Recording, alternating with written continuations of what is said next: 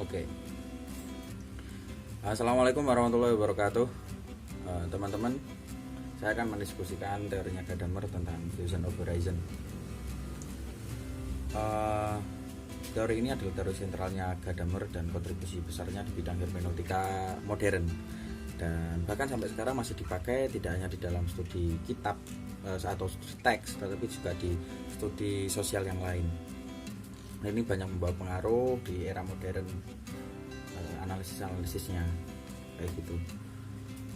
Fusion of Horizon ini nantinya akan menjadi mengolah dua teori sebelumnya dari kesadaran akan keterpengaruhan oleh sejarah dan prapemahaman. Di dalam Fusion of Horizon ini nanti dimainkan di situ untuk nantinya melari ke teori keempat, teori aplikasi.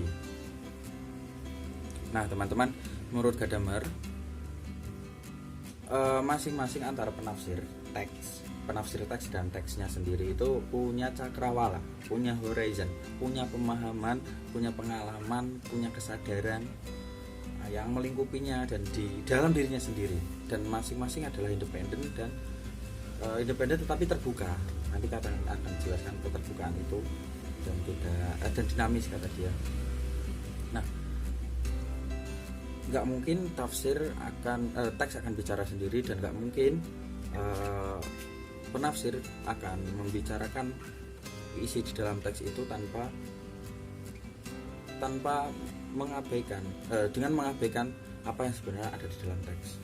Nah, dua horizon ini harus sama-sama didialogkan agar tidak ada ketegangan. Maksudnya adalah bahwa dominasi subjektivitas pengarang itu tidak dominan, ya. Dominasi subjektivitas tidak mengalahkan teks kayak gitu, sehingga sama-sama imbang. Karena bagaimanapun ya, penafsir dan teksnya itu selalu bersamaan untuk menentukan apa sih sebenarnya yang kamu inginin kayak gitu loh. Kita kan nggak bisa kalau cuma diem-dieman. Dia menentukan, misalnya kamu misalnya kamu dengan pacarmu kan nggak mungkin cuman dia doang yang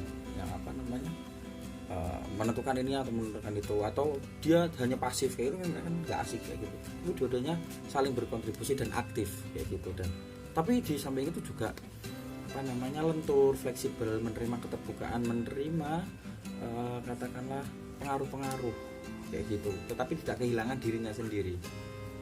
Ini yang sebenarnya dimaksud oleh Gadamer. Kenapa demikian? Ya karena kita berangkat dari prapemahaman. Kira-kira kayak gini. Oh, ternyata setelah kita baca bisa saja sama, bisa saja berbeda. Atau horizonnya teks sebenarnya dimaksud kayak gitu atau kayak gini. Nah, itu harus benar-benar kita pahami. Kalau di dalam salah satu caranya adalah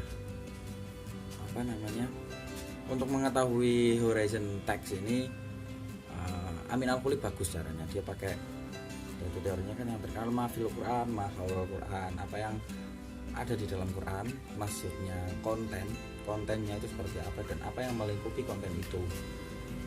Mahawal Quran ini bisa dicapai teman-teman antaranya dengan studi bahasa, linguistik, studi balaghah, ilmu ma'ani, batik, bayan kayak gitu, ilmu nasabah, ilmu asbabun munasabah, terus ya kayak gitulah yang kaitannya dengan aspek linguistik. Nah, kalau untuk mengetahui situasi horizon di luar teksnya itu, kita pakai mahawal Quran, apa yang melingkupi ketika teks itu diturunkan atau ditulis atau diungkapkan pertama kali. Itu kita bisa pakai teori sosiologi, teori sejarah, teori psikologi kayak gitu-gitu untuk membaca konteks dulu ketika teks itu dilempar keluar kayak gitu. Itu untuk mengetahui horizon teks kayak gitu. Nah, kalau itu sudah terpenuhi, maka ya kita harus berdamai dengan prejudice kita, berdamai dengan horizonnya teks itu sendiri. Jadi nggak dominan nggak dominan subjektivitas kita, kayak gitu teman-teman.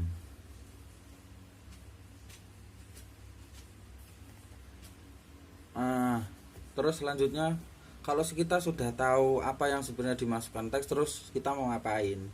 Terus apakah kita hanya sebagai penyampai? Ya kata Gadamer enggak, ngapain kayak gitu. Kalau hanya cuman sebagai penyampai itu kayak si Schleiermacher itu, atau ya itu enggak. Kalau kata Gadamer ya kita harus pakai cara lain, bagaimana pesan itu bisa kita terapkan, bisa kita benar-benar hidup di zaman kita, yaitu kita aplikasikan, kita kontekstualisasikan. Artinya kalau saya memandang di sini adalah bahwa bagaimana horizon yang kita peroleh dari percampuran antara horizon kita dan horizon teks itu, terus ya kita campurkan lagi, kita dialogkan lagi dengan horizon yang akan kita bawa ke situ, dan bagaimana kita mengaplikasikannya, kita mengkontekstualisasikannya atau aktualisasinya di situ bagaimana. Misalnya kayak Al-Maidah 51 itu, apa sih sebenarnya spiritnya, kayak gitu. Spiritnya adalah tentang apa, jangan menjadikan orang yang berkhianat untuk dijadikan sebagai teman setia, kayak gitu. Itu kan pesannya. Nah, kontekstualisasinya adalah bahwa ya kita nggak boleh, katakanlah dalam sekarang misalnya oke lah, tidak di dalam konteks politik ya, kita nggak intinya adalah bahwa bukan dalam aspek dia muslim atau nggak muslim, dia Nasrani atau Yahudi, tetapi tentang sifatnya dia, tentang perbuatannya dia yang mengingkari janji, mengingkari konstitusi Madinah itu. Kalau ada orang di zaman sekarang kayak gitu, maka dia nggak boleh dijadikan sebagai teman setia atau bahkan sebagai pemimpin, kayak gitu. Terus apa lagi ya,